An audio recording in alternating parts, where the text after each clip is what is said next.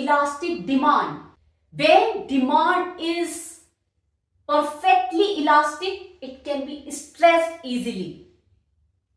There is no change in price or a very tiny change in price.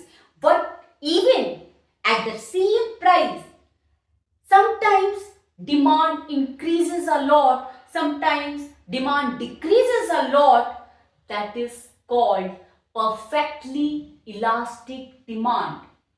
No change in price or a very tiny change in price, even then there is a huge change in demand. Here demand is infinite and demand curve is horizontal. I will teach the easiest method for making these diagrams. For perfectly elastic demand, OX quantity demanded, OY price is shown. Here what I told, no change in price or very tiny change, but at the same price demand increases a lot or decreases a lot.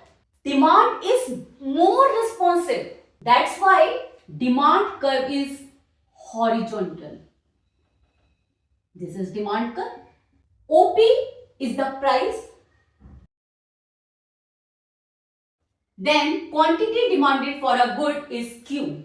We assume that price is OP. At the same price, sometimes demand increases and it becomes OQ1. Sometimes demand decreases and it becomes OQ2.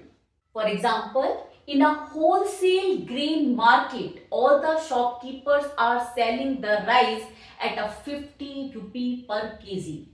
If one shopkeeper increases the price and sells the rice at 51 rupee per kg, what will happen?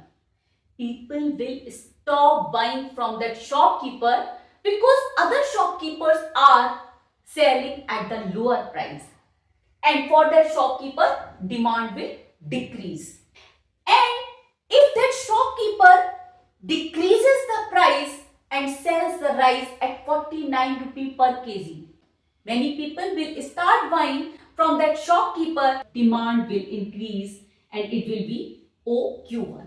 In the perfectly elastic demand, demand is very sensitive.